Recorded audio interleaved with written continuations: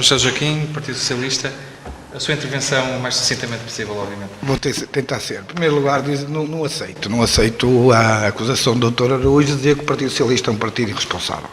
Aliás, a irresponsabilidade vem logo do Primeiro-Ministro. E nós temos que contemporizar as coisas. O Primeiro-Ministro, em campanha eleitoral, disse, por exemplo, que não podia aceitar soluções baseadas no aumento de impostos. E foi isso exatamente que ele fez nestes 3 anos. Não baseou nenhuma solução. Aliás, isto foi uma das questões que esteve em cima da mesa para não aceitar o PEC 4.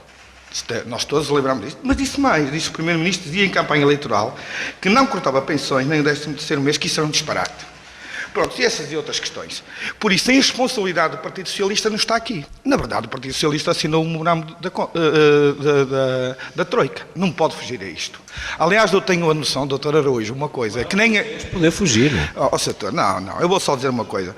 Eu devo dizer isto, é que o Partido Socialista... Eu não sou daqueles que pensam que o PS é que tem boas ideias e os outros não têm. Eu penso que toda a gente tem boas ideias.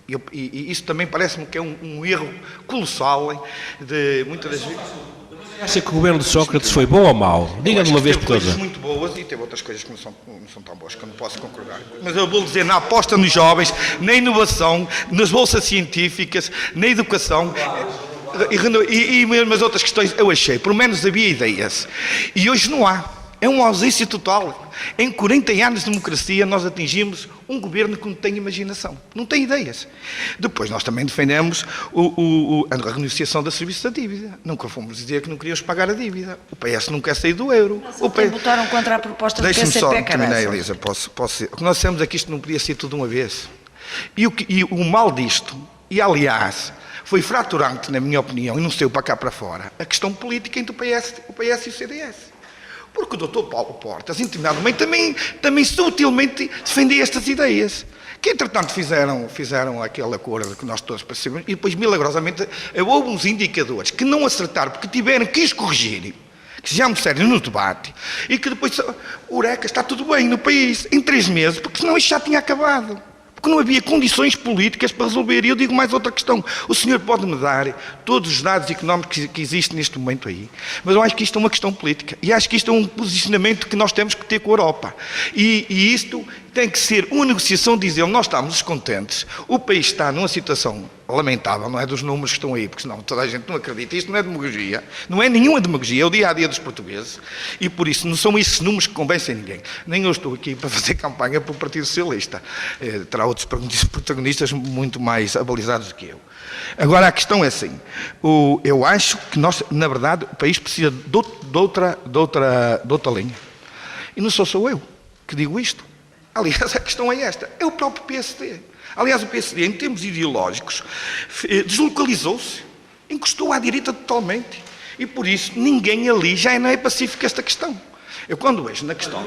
Onde é que se encostou? Como? O Holanda, onde é que se encostou? O Holanda? Sim. O Holanda onde é que se encostou o Holanda? O Holanda teve, vocês é que defendiam o Holanda? Onde é que se encostou o Holanda? Deixa-me só dizer uma coisa. O senhor sabe tão bem como eu. Deixe-me só dizer uma coisa. Nós estamos a falar de uma coisa que me parece importante. É que o Partido Socialista sempre ouve falar. O António José Seguro pode ter os defeitos que tiver como líder partidário. Mas uma coisa foi sempre sério. Falou no crescimento, falou no emprego, nas políticas, a proatividade para o desenvolvimento. Isso foi um político que andou ali. Se a mensagem passou... Deixa-me só conversa fiada. É como a sua. Exatamente igual à sua dos índices e não sei o quê. Exatamente igual. Sem mais nem menos. É que ninguém acredita nisto. É que a mesma... Não estava a falar da sua, estava a falar do seguro. Na minha, assim, eu vou dizer, na minha de seguro. Por exemplo, há uma questão que eu até posso... Eu tenho uma ideia quanto ao José Seguro, até foi um homem de caráter e foi um homem que foi coerente ao longo destes 3 anos. Agora, se calhar também não é um artista. Não é um artista que vem daquele ilusões ao povo. Mas foi de caráter, sempre disse isto. Aliás, teve uma política de proatividade dentro da Europa, da mesma forma, em vários locais, sobre estas questões. E é isto que é importante dizer assim, porque não há aqui nenhuma responsabilidade, o Partido Socialista não foi irresponsável. E depois há outra questão. Foi uma série de conjunturas que também favoreceram isto, só tenho que dizer uma coisa. Para terminar... também já fui longe demais, dizer, eu até acredito que o nosso amigo do Amaranto Somos Todos, na questão da Ucrânia, mas tenho algumas dúvidas sobre isso. Tenho dúvidas, porque a história diz-nos que ali naquele sítio, naqueles locais, foram sempre perigosas para a pacificação do projeto do clima de estabilidade da Europa. Eu posso, para terminar só, eu queria dizer que o António Duarte disse uma coisa para mim que é importante, que é aqui que começa tudo. É que o projeto da Europa, e temos que centrá-lo aqui, foi um projeto de paz, e que aliás foi uma coisa extremamente bem conseguida. Tinha uma matriz humana e solidariedade, e é isso que nos está aqui. Mas há outras coisas muito piores, sabe? Eu estou muito curioso, António Duarte, para saber o potencial de crescimento que tem hoje a extrema-direita na Europa. E um dia a Lisa Antunes, um acabacado ao fim da Assembleia Municipal, dizia-me que aqui em Portugal a extrema-direita não tem corrupção. Eu concordo plenamente com ela, com o que ela me disse. Mas isto não é o que se passa na Europa. Não tem hipótese. Isso é verdade, é pacífico. Mas o problema é sabermos se a extrema-direita, essa extrema-direita, crescer nestas próximas eleições, que repercussões no seio da sua família, dentro do Parlamento Europeu, vai ter. Vai estar mais nervosa, vai estar mais disponível ou não para negociar. E isto pode condicionar toda a política na Europa nos próximos tempos. E por isso é que eu digo, e vou recorrer e dizer que o senhor tem razão. O projeto europeu era um projeto de paz e com a matriz humana. E hoje não é. É um projeto de agiotismo. E mais nada. Muito obrigado, José Joaquim, em representação do PS, pela sua intervenção. Só para fazer aqui eu fico muito satisfeito do José Joaquim dizer que o PS também defende a reestruturação da dívida. Não disse isso, Disse que o PS defende também a reestruturação da dívida. O serviço da dívida. A reestruturação, porque o António José Seguro, não há muito tempo, quando falava em reestruturação, ele era contra a reestruturação. Não, eu não disse isso. Portanto, fico agora satisfeito de dizer que o PS e registro a coerência do António José Seguro nesse âmbito. Elisa Antunes, mais uma vez apelo ao seu poder. Sente-se a ver se conseguimos chegar aqui ao segundo tema que eu tinha proposto para hoje. Pois, mas eu antes de continuar vou ter que dizer aqui duas pequenas coisas. É que eu ouço falar o representante do PSD, do CDS, e levantam-se logo questões que são extremamente importantes. Nós estamos a falar de uma saída da Troika, da saída da ajuda. Os portugueses querem ouvir falar de coisas concretas, reais, de coisas que lhe doem, que sentem na pele todos os dias. E é uma coisa que eu gostava de lhes perguntar a eles, diretamente, é que nenhum deles falou em salários. E pelo que me parece, o grande problema deste país foi o roubo que foi feito aos salários e às pensões, porque é do salário que vive a maior parte da população. Porque é dos salários. E eu pergunto é se nós temos uma proposta neste momento na Alemanha para que o salário mínimo passe para 1.500 euros. Na França, salvo erro, é 1.250 euros. E em Portugal, nenhum deles fala com menos de 500 euros. É mais que justo para que em Portugal se viva. Portanto, aqui há um desajustamento da parte dos partidos, destes senhores, dos partidos que eles representam aqui, entre a realidade e o povo, não é? Porque, quer dizer, o português que se governa com 500, o alemão não, tem que ter 1.500. Portanto, há aqui qualquer coisa que não está bem. E depois falam em mercados, falam em figuras de estilo, falam em coisas reais, é salários, é poder de compra, é o dinheiro que chega ao fim do mês para pagar as despesas. Porque é isto que preocupa as pessoas. Porque nós sabemos com o que vivemos aqui todos os dias. E depois voltamos sempre ao mesmo. Vivemos num país melhor e o povo está cada vez pior. Quer dizer, porque é esta coisa, quer dizer, um país não é formado pelo povo. Eu não sei o que é que o povo português faz em Portugal. O povo vive cada vez pior e o país onde ele vive está cada vez melhor, hein? Há qualquer coisa aqui que está mal. Por isso, meus senhores, vamos lá falar de coisas concretas, porque vocês realmente têm um discurso muito, muito interessante, falam muito bem de juros, de mercados, de PIBs. Agora, uma coisa é certa. Não, sim. E a mim também. Não, e a mim também me perguntaram. Agora, nós, pelo menos, nós temos que ter uma certeza que, no dia 6 de abril de 2011, o governo português pediu ajuda. 3 anos depois, todos nós temos uma certeza.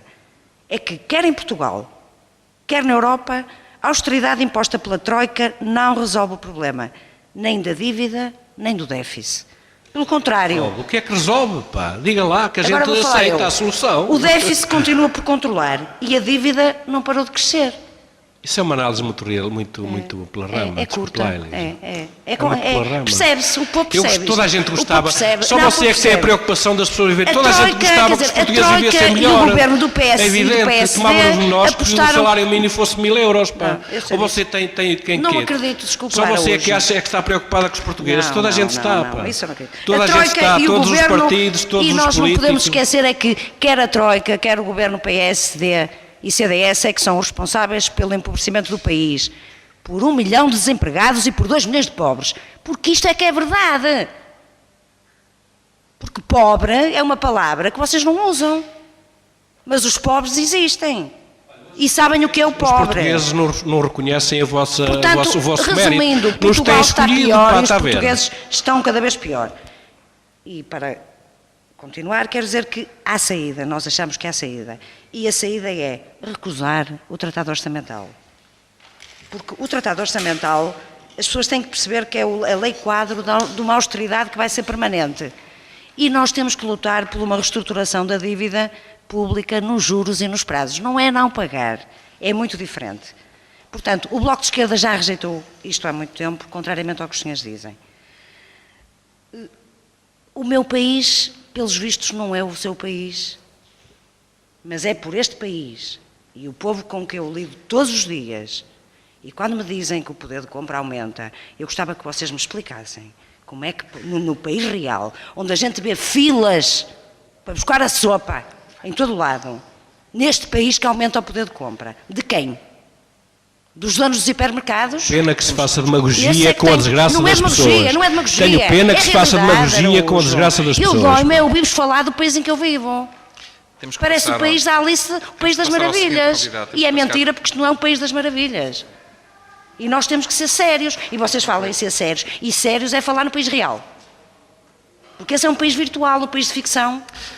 Luís Antunes, muito obrigado pela sua intervenção. Amadeu Magalhães, os seus 5 minutos para encerrarmos com este tema aqui e ver se conseguimos passar ao tema número 2 aqui da noite. É assim, na sequência daquilo que disse anteriormente, penso que já se falou muito aqui sobre o passado, eu acho que há interesse falar um pouco sobre o futuro. E, como já disse também anteriormente, o nosso futuro vai depender muito daquilo também que a Europa decidir no seu conjunto. E a proposta da Europa, aquela questão da Ucrânia que eu falei há bocadinho, é no sentido de, obviamente, a Europa sentir que a leste sinais de perigo e então unir-se em torno dela própria. Foi nesse sentido que eu há bocado falei, não no sentido de que sei que daquele lado é sempre um foco de muita atenção. E porque até então a Comunidade Económica Europeia teve como objetivo principal, depois de uma Segunda Guerra Mundial que deixou a Europa em ruínas, tentar aqui, de forma paulatina, criar aqui uma comunidade que pudesse garantir a estabilidade na Europa e a paz por muito tempo. E até agora tem sido conseguido. Já estamos há 60 anos, não é? Há 60 anos em paz. O que é uma coisa nova também na Europa. Não há, pelo menos na história, não há um período tão longo de paz na Europa. E como dizia há bocadinho, a Europa vai ter que fazer a sua parte também. E eu acho que isso vai acontecer porque há outros países também que vão passar por dificuldades. A França continua com um déficit elevado. A questão do congelamento de salários de pensões não vai resolver o problema da França. Portanto, e a França é um país muito importante no seio da União Europeia. A própria Itália, com uma dívida também muito elevada, apesar de ter uma natureza diferente, porque é muito mais interna do que externa. E, portanto, eu acho que a Europa vai ajudar Portugal a sair desta crise. Agora, nós também temos que fazer o nosso trabalho. E há muito trabalho para fazer ainda. Porque, nestes 3 anos, é uma crítica que eu faço a este Governo, sem problema nenhum, é que não fez uma verdadeira reforma do Estado. Ou seja, o Governo ainda não disse claramente que Estado é que quer. Que Estado é que quer. E por acaso, eu fico um bocado confundido agora. Fiquei assim um bocado... não sei como é que é até, digamos, caracterizar aquilo que foi dito na passada segunda-feira, em que se diz que se vai cortar 1,4 mil milhões para atingir o déficit de 2,5 em 2015, mas não se sabe como. Aquilo que foi feito tanto quanto é do meu conhecimento, e é de conhecimento de todos vós, é que foi o Ministério X corta 300, o Ministério Y corta 300. Agora, como é que isso vai ser feito? Será agora que se vai combater, que se vai cortar nas tais gorduras, nos tais consumos intermédios? Não acredito muito nisso, porque não há muitas gorduras nem consumos intermédios. Isso significa, então, que o mais provável é cortar novamente em salários. Ou então mandar gente para a mobilidade. Porque mandando gente para a mobilidade, tem logo ali um corte salarial de 50%. Não é? Agora, eu acho que há muita coisa que pode ser feita. Temos que encarar este problema de frente. É assim, volta a dar Isto não é problema empregos às pessoas e não sei o quê, isso é tudo fácil. Gostava mesmo de passar ao segundo tema, que é muito importante. A minha opinião é que em 2015 o PS, o PSD e o CDS vão ter que se entender. Só para terminar, só aqui 3 ou 4 reformas que têm que ser feitas. Reforma do sistema político. Número de deputados pode passar para 180 sem qualquer alteração à Constituição. O governo das autarquias. Podemos diminuir o número de vereadores. As empresas públicas. A questão da reforma o Estado Social também poderá ser racionalizado.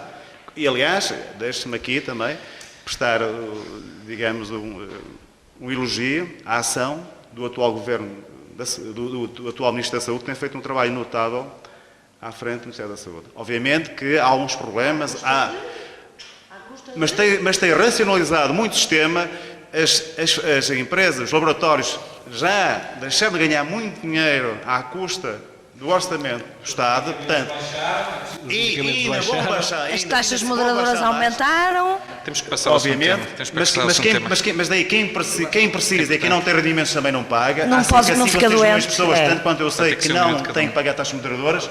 E, portanto, há muita coisa a fazer que não seja cortar em salários. Porque é assim, um país que tenha também um Estado com gente mal paga e desmotivada, é a sociedade que sofre. Mas é esse país que nós temos, não é? E, portanto, temos que acabar com isso. Mas, para isso, o Estado tem que saber o que é quer fazer. O que é que tem que ser mesmo do Estado e aquilo que pode ser não feito sabe. por privado. Quem manda são as instituições financeiras. Não é? O Estado não manda nada. Vamos passar muito rapidamente ao segundo tema para a noite. Só temos 10 minutos para acabar este programa. Nós pedimos aos nossos convidados que fizessem um pequeno texto ou uma pequena declaração sobre os 40 anos da Revolução de Abril. Eu começo pelo António Duarte, em representação do Partido Comunista. Muito rapidamente, António Duarte, os seus pensamentos sobre os 40 anos do 25 de Abril.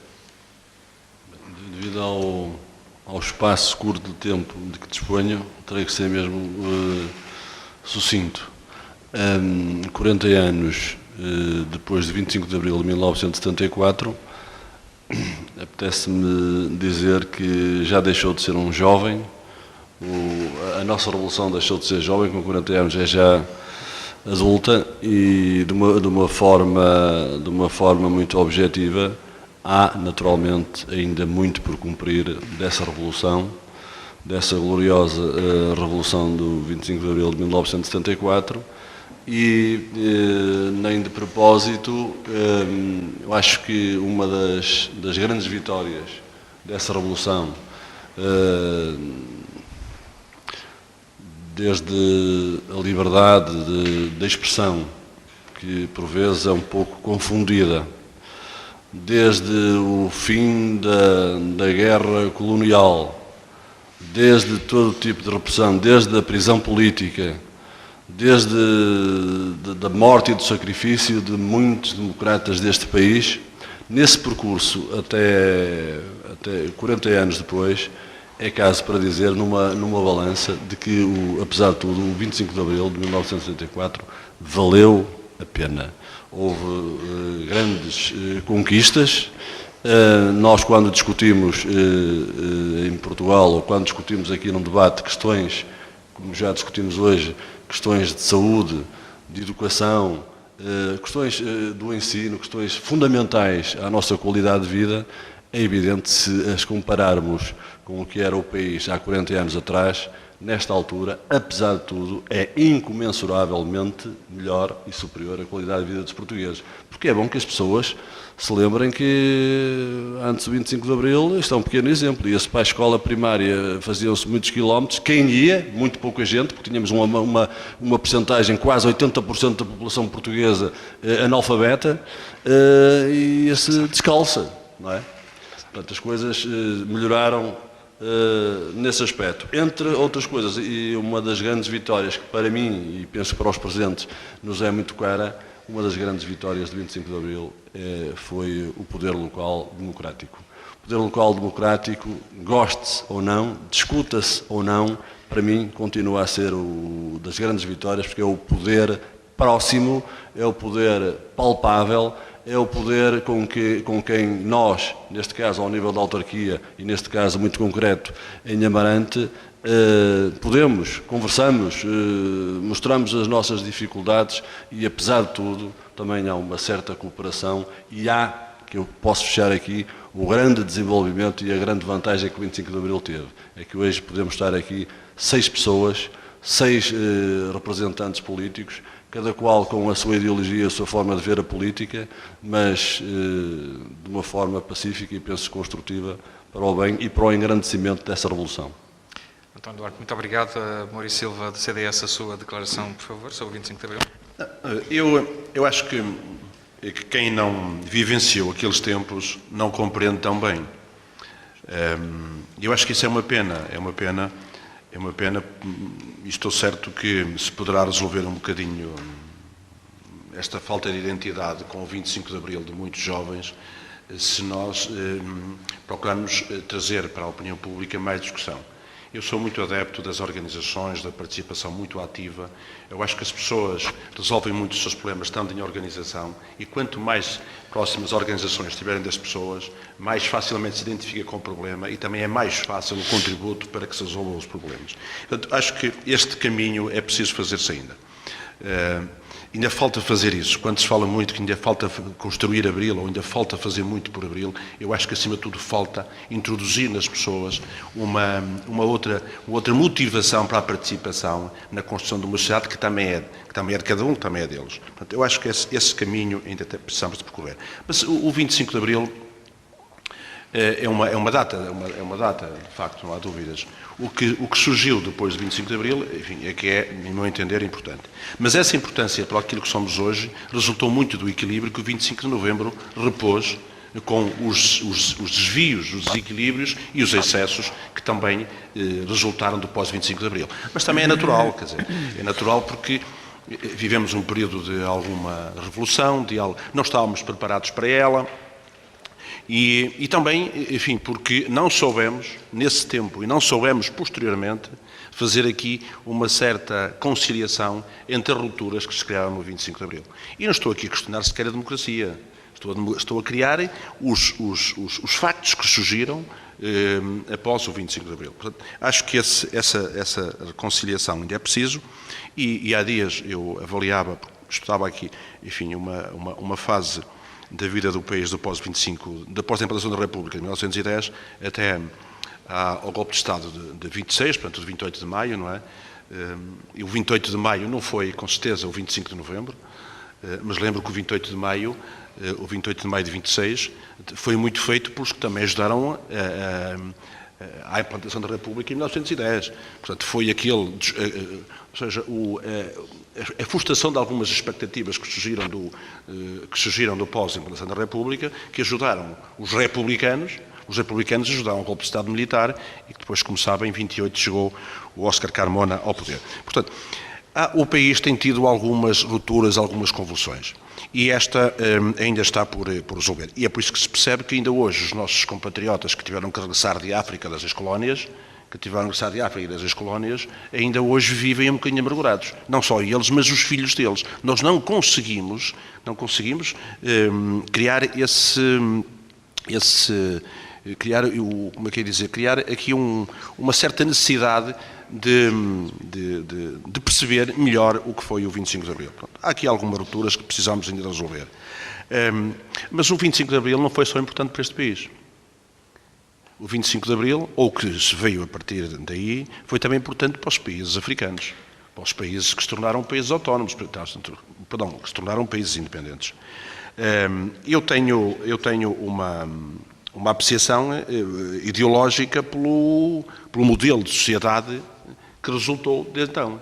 Porque ideologia, eu sou mais adepto das doutrinas. Há muito a tendência para falar em ideologias, não é?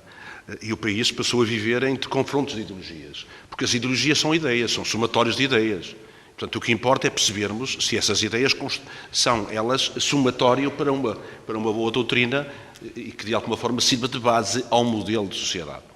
É por isso que eu sou tão tolerante e é por isso que eu sou democrata cristão, não é? Portanto, é porque o povo, na sua intrínseca identidade com a sociedade católica, não é? O povo diz, no meio é que está a virtude. Portanto, é nessa tolerância. E eu sou, de facto, também muito tolerante e por isso me identifico com o 25 de Abril.